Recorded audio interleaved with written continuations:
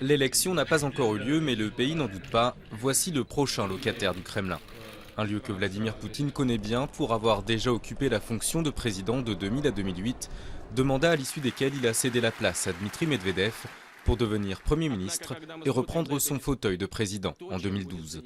Face à l'ancien espion du KGB dans la course à la présidentielle, des candidats dont les chances sont quasi nulles, Mikhail Prokhorov est l'un des plus sulfureux. Homme d'affaires dont la fortune est estimée à 18 milliards de dollars, ce magnat de plus de 2 mètres de haut est aussi propriétaire d'un club de basket new-yorkais. Les sondages le créditent de 6% d'intention de vote.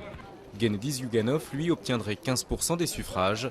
Le leader du Parti communiste en est à sa 4e campagne présidentielle, mais cet ancien apparatchik soviétique n'est pas vraiment arrangé dans la catégorie des opposants, car s'il s'en prend au ministre qu'il qualifie d'incompétent, il ne critique jamais directement Vladimir Poutine. Les deux derniers candidats sont considérés comme des faire-valoir de Poutine. Vladimir Zhirinovski, un leader ultranationaliste connu pour ses déclarations tonitruantes, est souvent décrit comme un clown dans les milieux politiques russes. Il s'est fait connaître lors de l'élection de 1991 en promettant de faire baisser le prix de la vodka.